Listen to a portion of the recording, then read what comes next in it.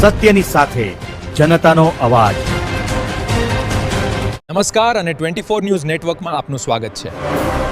ગુજરાતના સૌથી મોટા સમાચાર આજની બ્રેકિંગ ન્યૂઝ છે। ભારે વરસાદ વચ્ચે સોનગઢના નવઘર સેવકો જનતા વચ્ચે પહોંચ્યા, વિવિધ વિસ્તારોની મુલાકાત લઈ પરિસ્થિતિની સમીક્ષા।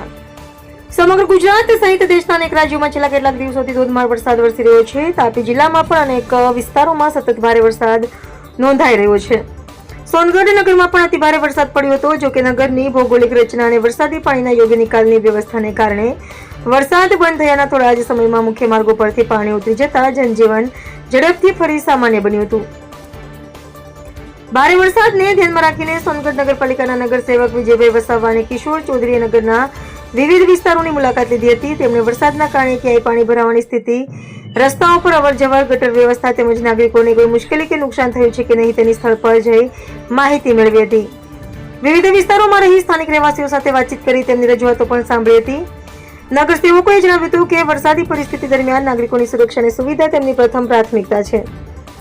જ્યાં પણ કોઈ સમસ્યા સર્જાય તે તાત્કાલિક નગરપાલિકા તંત્રના ધ્યાન પર લાવી તેને ઝડપી ઉકેલ લાવવામાં આવશે। જરૂરિયાત મુજબ સંબંધિત વિભાગો સાથે સંકલન કરી તાત્કાલિક કામગીરી કરવામાં આવશે તેવી ખાતરી પણ તેમણે આપી હતી।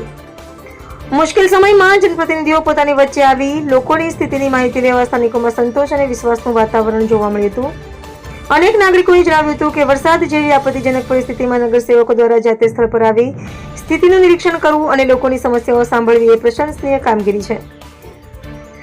ભારે વરસાદ વચ્ચે નાગરિકોની ચિંતા કરી વિવિધ વિસ્તારોમાં પહોંચેલા નગરસેવકોની કામગીરીને સ્થાનિકોમાં સકારાત્મક પ્રતિસાદ મળ્યો હતો। લોકોએ પણ વરસાદી માહોલમાં સાવચેતી રાખવા, બિનજરૂરી બહાર ન નીકળવા તેમજ કોઈ પણ પ્રકારની મુશ્કેલી સર્જાય તો તાત્કાલિક નગરપાલિકા અથવા સંબંધિત તંત્રનો સંપર્ક કરવા અપીલ કરી હતી।